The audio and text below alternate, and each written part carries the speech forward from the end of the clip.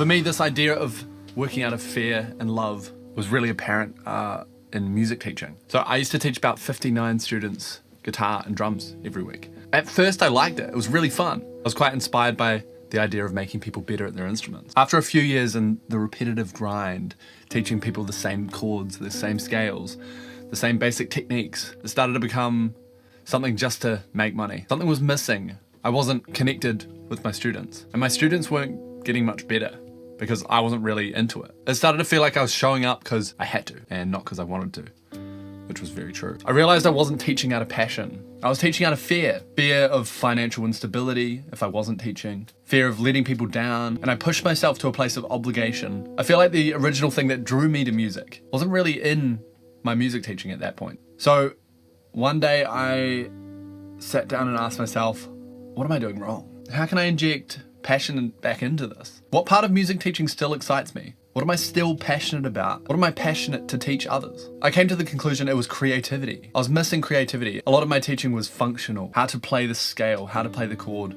how to put your hand in the correct position, as opposed to how to create a song, how to make cool sounds. And that's really where my curiosity lay. That's what I did when I came home. I made cool sounds and I played my instrument. I turned into a little kid when I was at home. But when I'm teaching technique and discipline, practice schedules. There was a dissonance with the real me and the teacher me. So I decided to make a shift. I started experimenting with a different teaching style. I injected a bit of creativity in our lessons. It was more about inspiring the student and having fun with the student in the lesson instead of making sure they practiced and disciplining them if they hadn't. This is so that me and my students shared the passion for creativity. And I ended up attracting more students who wanted this from lessons as well, because I started doing it in the lessons. The teaching became exciting again. The more I taught them the things I was curious about, the more they enjoyed the lessons, the more I enjoyed the lessons, and the more everyone grew. So now I help people unlock their creativity, which is incredibly fulfilling for me.